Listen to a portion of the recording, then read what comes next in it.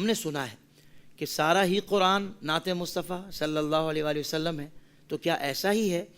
کیونکہ قرآن میں تو کچھ آیات ایسی بھی ہیں کہ جو خالصتاً احکام سے تعلق رکھتی ہیں، تو پھر وہ نعت مصطفیٰ کیسے؟ اب صاحب یہ قرآن عزیز کا ایک خاص مطالعہ ہے جو آج اس عنوان کی روشنی میں آپ کے ذریعہ سے لوگوں تک پہنچے گا۔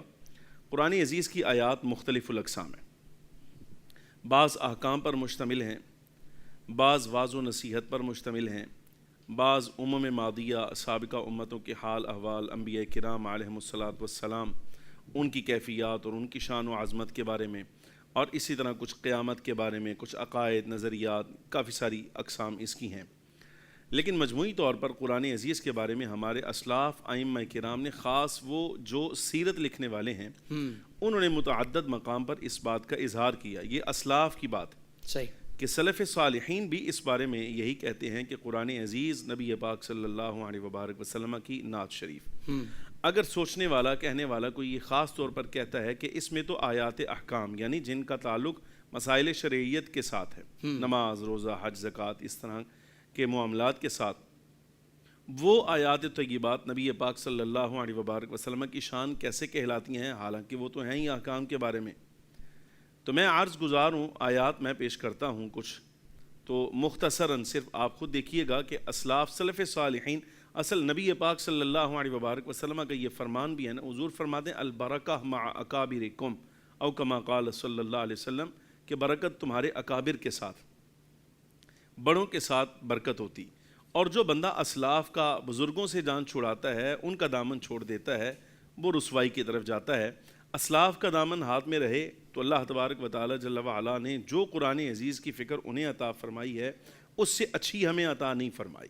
وہ ہم سے بہرحال زمانے میں بھی مقدم ہے، اور قرآن عزیز کے بارے میں، احادیث طیبہ کے بارے میں، انبیاء کے بارے میں، ذوات مقدسہ کے بارے میں بھی حسن عقیدت کے لحاظ سے وہ ہم سے کہیں آگے، اور اس معاملے میں جو انہوں نے کہا ہے ہم اس کو حرف عقید سمجھتے ہیں، اور اپنی عقل کے ذریعے سے اس پر کوئی ایسا اعتراض نہیں کرتے جس سے ان کے نظریات کو باطل قرار دیا جائے، بلکہ ہم ان کی اتباع میں اپنی عقل کو صرف کرتے ہیں۔ یہ قول کیا جانا کہ آیات احکام فخر عالم صلی اللہ علیہ وبارک وسلم کی شان و عظمت پر کیسے دلالت کرتی ہیں، میں ایک ہی آیت پڑھتا ہوں، اس سے اندازہ ہو جائے گا کہ اگر غور کیا جائے تو احکام میں بھی فخر عالم صلی اللہ علیہ وبارک وسلم کی شان و عظمت بالکل ظاہر و باہر نظر آئے گی۔ مثلا اللہ رب العالمین جل وعلا قرآن عزیز پارہ نمبر 2 سورہ البقرہ شریف میں ارشاد فرماتا ہے، قد نرى تقلب وجهك في السماء فلنولينك قبلة ترضاها فول وجهك شطر المسجد الحرام الى آخرہ۔ یہ آیت طیبہ سامعین کو معلوم ہو گیا ہوگا، اس کا تعلق خالصتاً حکم الہی کے ساتھ، حکم شریعت کے ساتھ، کہ یہاں اللہ رب العالمین جل وعلا نے فخر عالم صلی اللہ علیہ وبارک وسلم کو اور آپ کی امت کو، کعبہ معظمہ کو اپنی عبادت کا قبلہ بنانے کا حکم ارشاد فرمایا ہے۔ نماز میں ہمارا قبلہ کعبہ معظمہ ہے، تو یہ آیت طیبہ تو اتری ہی خاص حکم شریعت کے لیے ہے، لیکن آپ اس کا آغاز دیکھیے فخر عالم صلی اللہ علیہ وسلم کی تعریف سے، قد نرى تقلب وجهك في السماء، اے حبیب اکرم صلی اللہ علیہ وسلم، آپ کا چہرہ پاک بار بار آسمان کی طرف بلند کرنا، اٹھانا ہم دیکھ رہے ہیں، ہم دیکھ رہے ہیں۔ یہ اللہ تبارک و تعالیٰ کا حکم، اور حکم یہی دینا تھا شریعت کا کہ قبلہ کعبہ معظمہ کو قبلہ بنا لیا جائے، لیکن اس سے پہلے نعت فَلَنُوَلِّيَنَّكَ قِبْلَةً تَرْضَاهَا، کہ ضرور بضرور ہم آپ کو اس قبلے کی جانب پھیر دیں گے جس پر آپ راضی ہیں۔ کیا بات ہے، سبحان اللہ سبحان اللہ۔ یہ خالص جو آیت طیبہ ہے حکم شریعت ہے، نماز کے ساتھ اس کا تعلق ہے، شرائط میں سے ہے، اور اس کے باوجود آپ دیکھیں کہ آغاز امام الانبیاء صلی اللہ علیہ وسلم کی تعریف کے ساتھ، کہ اللہ رب العالمین جل وعلا نے سرکار کے لیے اور ان کی امت کے لیے وہ قبلہ تجویز فرمایا جس پر حضور راضی ہیں، اور اس کے بعد آگے ارشاد فرمایا فَوَلِّ وَجْهَكَ شَطْرَ الْمَسْجِدِ الْحَرَامِ۔ اگر اس کے پس منظر میں جائیں ہم تو ایسی ایسی زبردست باتیں اس کے بارے میں کھلیں گی، اہل ایمان کے لیے یہ قلبی جلا کا سبب بنے گی اللہ کے حکم سے۔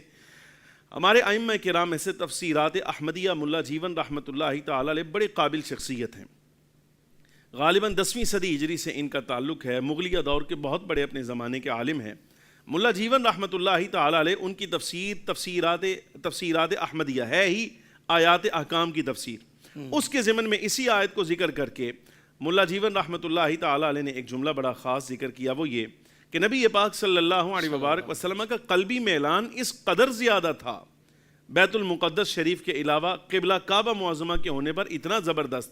آپ فرماتے ہیں کہ فخر عالم صلی اللہ علیہ وبارک وسلم جب مکہ مکرمہ میں ہیں، نماز فرض ہو چکی اور قبلہ بیت المقدس شریف ہی ہے، تو ان ایام میں بھی امام الانبیاء صلی اللہ علیہ وسلم بیت اللہ الحرام میں جب نماز ادا فرماتے تو سرکار اس مقام پر کھڑے ہوتے جہاں کعبہ معظمہ بھی سامنے آتا اور بیت المقدس بھی سامنے آتا. ہائے اللہ اکبر، سبحان اللہ سبحان اللہ. یعنی یہ قلبی میلان فخر عالم صلی اللہ علیہ وسلم کا اتنا زیادہ. اور جب حضور پر نور صلی اللہ علیہ وبارک وسلم مدینہ طیبہ میں تشریف لائے تو یہاں سمت کے لحاظ سے بالکل عکس تھا. یعنی بیت اللہ شریف اور بیت المقدس شریف دونوں آپس میں عکس تھے. تو فخر عالم صلی اللہ علیہ وبارک وسلم جس وقت بیت المقدس کی جانب چہرہ فرماتے نماز کے لیے تو پشت مبارک جو ہے وہ بیت اللہ الحرام کی طرف ہوتی. لیکن 16 یا 17 مہینے مسلسل فخر عالم صلی اللہ علیہ وبارک وسلم اس بات کا ارادہ دل میں رکھتے ہیں. صاحب تفسیر روح المعانی علامہ سید محمود علوسی حنفی رحمۃ اللہ علیہ نے ایک جملہ بڑا خاص ذکر فرمایا. آپ فرماتے انہ الظاہر انہ صلی اللہ علیہ وبارک وسلم لم یسأل ذلک من ربہ. ظاہر یہی ہے، آیات بتا رہی ہیں اور احادیث طیبہ میں بھی اس بات کی طرف اشارہ ملتا ہے کہ قبلہ بیت اللہ الحرام ہو. یہ حضور کی خواہش ہے، سرکار کی تمنا ہے، حضور کی چاہت منشا مرضی یہی ہے، لیکن زبان سے امام الانبیاء صلی اللہ علیہ وسلم نے بارگاہ حق میں عرض کیا ہی نہیں. اللہ اکبر اللہ اکبر. یہ قلبی میلان، کیا بات.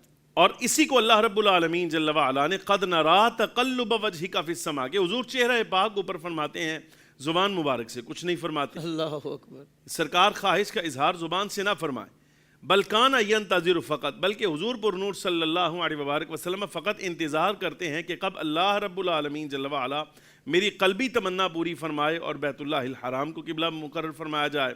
اور آخر یہی ہوا. علامہ علوسی رحمۃ اللہ تعالیٰ علیہ فرماتے ہیں سرکار کا زبان سے اظہار نہ کرنا یہ اس لیے کہ ہے آیت احکام، لیکن نبی پاک صلی اللہ علیہ وسلم کی نعت اور شان بھی اسی میں ہے.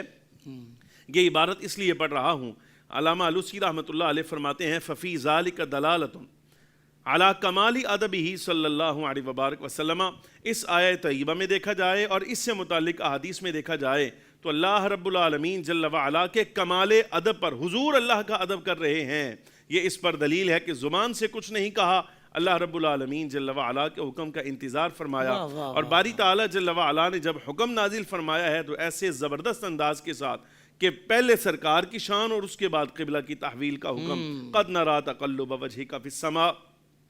حبیب اکرم صلی اللہ علیہ وسلم چہرہ پاک کا بار بار اٹھانا آپ کا ہم ملاحظہ کر رہے ہیں. فَلَنُوَلِّيَنَّكَ قِبْلَةً تَرْضَاهَا. تو ضرور بھی ضرور ہم آپ کو پھیر دیں گے اس قبلہ کی طرف جس پر آپ راضی ہیں، جس پر آپ راضی ہیں. یہ قرآن عزیز یعنی سیدنا آدم علیہ السلام سے لے کر حضرت عیسیٰ علیہ السلام تک جملہ انبیاء کرام علیہ السلام میں سے ہے یہ آیت حکم. لیکن سرکار کی نعت اس لحاظ سے علماء فرماتے ہیں یہ سرکار کا اختصاص ہے کہ رب نے حضور کو فرمایا ترضاہا، جس پر آپ راضی ہیں. اللہ اکبر. یہ حضور کی شان ہے، جس پر آپ راضی ہیں. یہ اللہ رب العالمین جل وعلا نے خاص آیت حکم میں فخر عالم صلی اللہ علیہ وسلم کی تعریف فرمائی. یہ ایک آیت طیبہ. میں عرض کروں گا کہ نیرا آیت احکام نہیں بلکہ غور کرنے والے اگر دیکھیں گے تو آیات عذاب میں بھی حضور کی نعت شریف نظر آئے گی. اللہ اکبر. بعض کافروں نے کہا اے اللہ اگر یہ دین حق ہے جو حضور لے کر آئے ہیں تو ہم پر پتھر برسا، ہم پر اپنا عذاب نازل فرما. اللہ رب العالمین جل وعلا نے جواب دیا. سرکار کریم صلی اللہ علیہ وسلم پر وحی آئی وما کان اللہ لیعذبہم وانت فیہم. حبیب اکرم صلی اللہ علیہ وسلم اللہ کی یہ شان نہیں ہے کہ انہیں عذاب دے اس حال میں کہ آپ ان میں ادھر موجود ہیں. حضور آپ کا موجود ہونا ان کے لیے عذاب کی ممانعت ہے. یہ اس وجہ سے بچے ہوئے ہیں کہ آپ ان میں موجود ہیں. اب یہ آیت طیبہ ہے آیت عذاب، آیت سزا کفار کے لیے. لیکن وَأَنْتَ فِيهِمْ کہہ کر اللہ رب العالمین جل وعلا نے تعریف حضور پر نور صلی اللہ علیہ وسلم کی فرمائی. زندگی کے تمام شعبوں میں دینی رہنمائی حاصل کرنے اور آخرت کو بہتر کرنے کے لیے ہمارے YouTube channel Islamic digital studio کو سبسکرائب کر لیں اور بیل آئیکن بھی پریس کر لیں.